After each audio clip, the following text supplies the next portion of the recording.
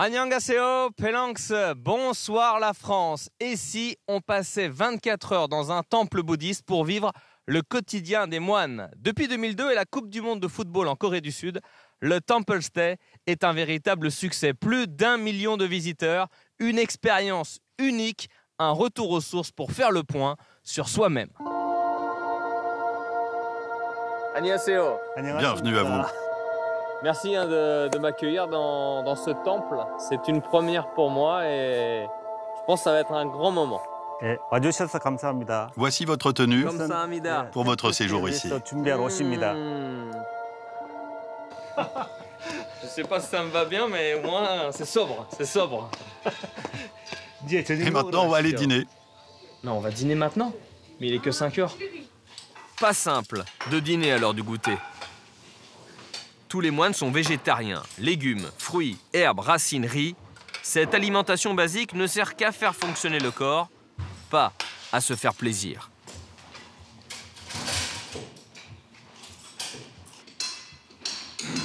Se nourrir de son silence.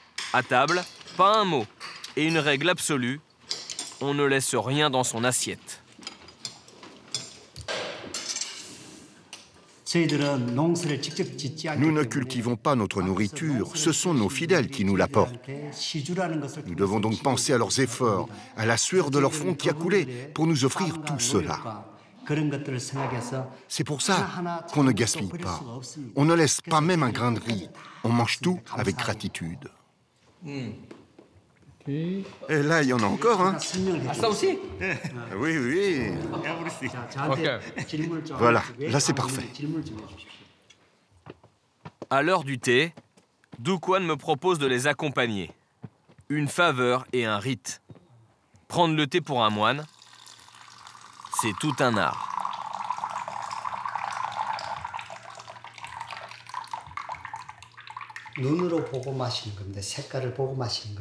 Comme on dit, on boit d'abord le thé avec les yeux, puis on boit avec le nez, et enfin avec la bouche. On se concentre sur la saveur du thé. Parler est inutile. Il est 19 h. Comme chaque soir, on fait sonner la cloche. Elle représente l'humanité. On l'a fait sonner pour rendre hommage à tous les êtres de l'univers, les vivants comme les morts. On me confie la tâche du tempo du gong.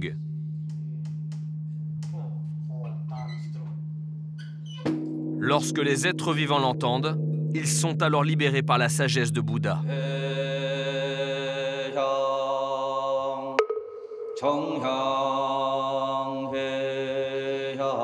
En partageant le quotidien des moines, on apprend à devenir humble.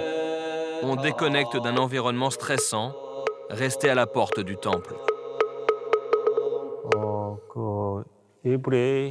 Pour nous, le sens de cette cérémonie, c'est de faire le serment devant notre Bouddha. C'est de suivre ses préceptes. Nous nous dévouons à lui entièrement, avec notre corps, notre cœur et notre esprit.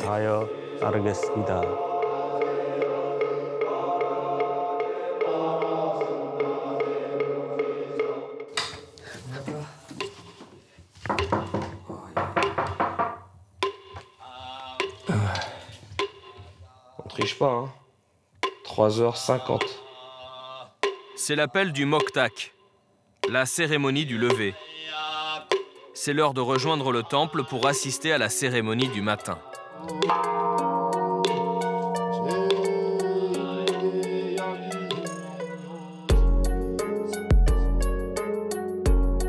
La situation géographique du temple est privilégiée. Il n'est qu'à quelques pas de la mer, Do Kwon s'y rend chaque matin. Sur son rocher, où il passe plus d'1 heure à méditer, il m'invite à ne faire qu'un avec la nature.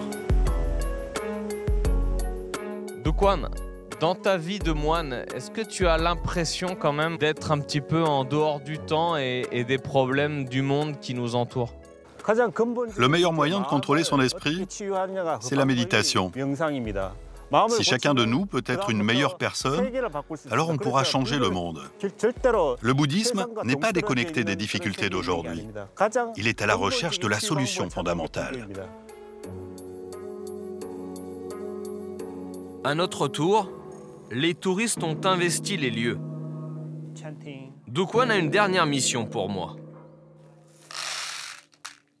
Il me prépare de quoi faire un mala. Donc 108 comme ça.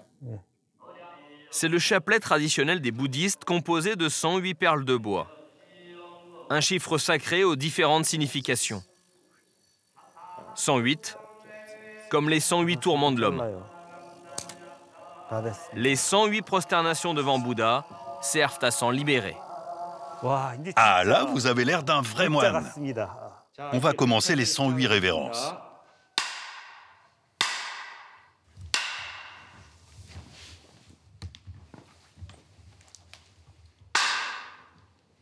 On n'allait pas se défiler. On a fait les 108. Pas une de plus, mais pas une de moins.